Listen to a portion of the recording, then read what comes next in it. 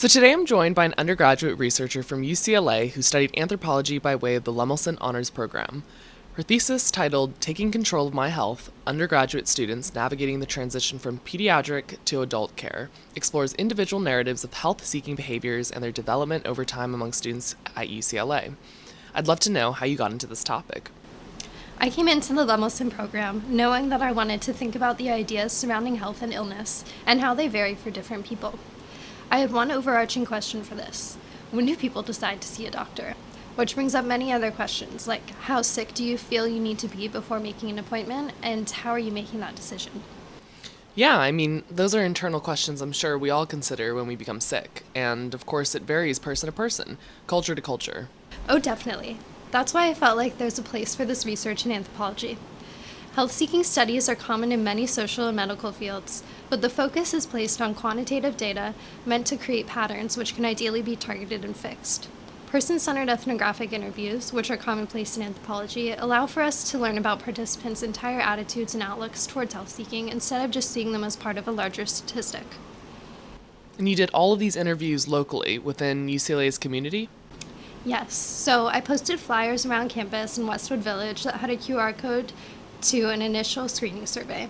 The survey asked them basic questions surrounding their identity, like their age, ethnicity, and year of school, but it also asked some questions regarding their current living situation, their family's usage of healthcare services growing up, and their health anxiety. From that survey, I had nearly 60 participants to work with. Okay, that's quite a few people to interview. Exactly. So I sorted through the eligible participants from the survey to create a stratified sample of 20 students. And by doing this, I could still hear a great deal of variety within their stories while keeping my data at a more manageable scale. Hold on, you mentioned eligibility. What does that mean for your study? I needed students who were enrolled in UC SHIP, which is the health insurance provided by the UC system, and it covers the cost of doctor's visits and greatly cuts down prescription and treatment costs. So theoretically, if you're feeling unwell, why wouldn't you go to the doctor's help? It's free, right? And that's really the foundation of this whole study, looking at how people interact with healthcare services when they aren't worried about the cost of health seeking. Okay, so everyone you spoke to didn't have to pay to see their doctor, and that's one of the main barriers to accessing healthcare, as it's been shown in so many previous studies. So this is what's making your study unique. Yeah, after I learned about UC SHIP, I knew I wanted to do my study with UC students. Right, so as you mentioned, 20 students. What did collecting data from them look like? Well, one of the greatest parts about anthropology is that I don't feel like I'm extracting data from people. I conducted my research through hour-long interviews with my participants, but they were loosely structured, so they flowed more as a conversation. From there, I had recordings of these conversations where I learned about each participant's health history, as well as their families, their upbringing surrounding healthcare ideologies, their current living situations, and their current health-seeking habits. Wow, so what were those conversations like? I'm sure you heard quite a few different perspectives and experiences that these students had. Maybe you can share one of their stories so we can get a little taste of what your data was like? Of course. The first interview that comes to mind was with a 21-year-old male student named Jonathan. He was in his fourth and final year of study at UCLA when I spoke to him, and had moved out from living with his family a year prior. The morning before one of his finals in December, Jonathan noticed a lump in his throat. Looking back on that morning, he told me he interpreted the lump as a serious symptom due to his really sensitive state caused by high anxiety surrounding his final exam. He suspected that it was a tumor. Oh no. He decided to wait until after his finals and winter break to seek help from a doctor. When he went home for winter break, he didn't mention his suspicion of having cancer to his family. He ultimately handled his entire diagnosis and treatment on his own, with the exception of texting one close friend the same day he found the lump. After he was officially diagnosed with thyroid cancer in April, he called his mother but was purposely unclear so as not to worry her. He told me she didn't actually know until the day of his removal surgery. Whoa. And that surgery didn't happen until the summer after his graduation, so he had a good 6 to 7 months of keeping it all to himself. He told me he tried not to think about his diagnosis too much, to the point where going into his surgery, he nearly forgot that it was for cancer. He basically explained that he forgot how serious of an issue cancer is supposed to be. This is incredible. To keep that to yourself for so long, I think I would have absolutely told my family and my close friends just to really help me through it, because that's scary. Cancer is a scary diagnosis. Right? So I thought the same thing. But learning about Jonathan and his family's context within healthcare really helps put things into perspective here. Both his mother and his younger sister had separate extended hospital stays when Jonathan was younger. And while he doesn't remember much from that time, he knew that everything turned out all right, that the doctors took care of his loved ones. So he had a great deal of trust in the medical community, and this greatly eased his anxiety around his treatment. His family wasn't into entertaining any unnecessary worries regarding their health. So Jonathan certainly followed that way in which he was raised by feeling like any health anxiety wasn't necessary, even when he had cancer, because he was handling it with the doctors. Why worry anyone else about it? Wow, alright. And how's he doing now? Do you know? He's cancer-free. Everything ended up working out. He leads a normal life just without his thyroid. So he's on daily medications to make up for the removal of it, but that's the only lifestyle change he's had to make. That's incredible. I can't believe he handled it all on his own.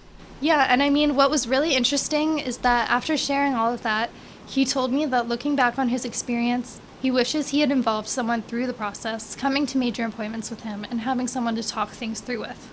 It really spurred self-reflection on his approach to future health-seeking behaviors. Oh, wow. And that's something that you just have to learn as you go, you know? Figuring out what's best for you in those kinds of situations. Yeah, Jonathan's story serves as a great example for experiential learning as a byproduct of autonomous health-seeking. Okay, wait. So tell me about the theory you brought into this. Looking at the data is obviously the entertaining part, but this was an academic study after all. Right. Experiential learning was actually one of the major findings, and there's certainly theory surrounding that idea. But then it's also helpful to understand ecocultural theory, the medical home and the health-promoting family, and the health belief model. I know I'm throwing quite a few terms at you all at once, but they're really invaluable to going deeper into the data and understanding what is going on beneath the surface. Maybe you can pick one of them and I can give a quick definition? Yes. Yes, how about ecocultural theory? What is that? It offers insight on the inner workings of a family's individual culture and is specifically concerned with the child's place and participation in activities that are valued by the family. So this is relevant to an individual's childhood experiences and how they shape what they do today. In terms of healthcare utilization, ecocultural theory can examine possible emotions towards health and illness, motives for seeking treatment, and what role the family and the individual play in engaging in health-seeking behaviors. By applying ecocultural theory, we can better see the separation of experiences in health-seeking that occurs between the two families of home and university for undergraduate students. Alright, I'm understanding that now. And I think the biggest question that remains is, now what? I mean, you have such an interesting study here with some major findings. I've read your thesis, and it's hefty, especially in its relevance to the students here on campus. Where do we go from here? Yeah, that's something that I struggled with initially. Like, okay, I've done all this work, now what do I do? I think my advisor, Dr. Elizabeth Bromley, really helped me with this question. Actually, maybe we can give her a quick call and she can help explain what's next for this research, because there are two directions we can take this study. Yes, I'd love to hear from her as well. And for our listeners, Dr. Bromley is a psychiatrist and medical anthropologist. She's a professor in residence in the departments of psychiatry and biobehavioral sciences, as well as anthropology at UCLA, and is also the director of the UCLA DMH Public Health Partnership. Yes, she's amazingly accomplished and has helped me so much throughout this entire process.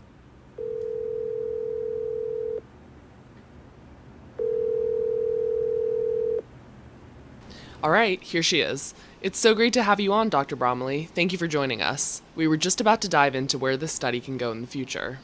Thanks for having me. Izzy and I discussed this, and there's definitely room for more studies in the future, looking at different student health insurance plans on other campuses to allow us to compare the effects of these plans on student health-seeking behaviors. It's very interesting to explore, as she did at UCLA, how young people use medical services when they do not have to worry about cost, because you can then see the impact of family, of peers, of culture, and of one's own relationship with their body and their health. But how does that change when money is a factor? What if healthcare does come with a cost, as it usually does in the US? Do young people make different choices, or do they feel constrained or freed in new ways? Yes, there's always room for further research, but we also discussed two different ways one could go after the study. One asking for change, and one saying that everything is working as it should already. Right. You could argue that universities should offer resources or trainings that help students understand what choices make sense when one feels sick or has a health crisis. They could recognize that young people are navigating this new area more independently and could create spaces for students to ask for help in their decision making about their health. Universities often create educational experiences to assist students with financial knowledge, with academic challenges, or when confronting emotional distress. Why not the use of health services? Maybe young people deserve more information about the range of options they have in working with healthcare providers, information they may not have been exposed to in their upbringing. That's definitely one way we could go with this study, pushing for online training for students. On the other hand, though, it could be argued that maybe this initial struggle in autonomous health seeking is a necessary stage, that it can only be learned by doing, and there's no way to encompass everything an individual will be grappling with simultaneously within a training course. Maybe the university serves as a safe space for individuals to experience positive growth and development in fine tuning their health seeking behaviors before they enter a world without guaranteed health insurance or health insurance with substantial benefits and coverage. Yeah, I can see both arguments here quite well. Unfortunately, we've already spilled over our time limit, but I really want to thank you for this brilliant conversation we've had today. It's always great to hear about other students' research in a more informal space where we can hold real discussions about it. Thank you for having me. And I'd also like to thank everyone involved in the Lemelson program who made this research possible. Thank you to all of the professors for their guidance and to Dr. Robert Lemelson for funding this space for undergraduate research. And thank you to Dr. Bromley for working one-on-one with me on this research for the last 2 years. I truly could not have accomplished this work without the support I received along the way.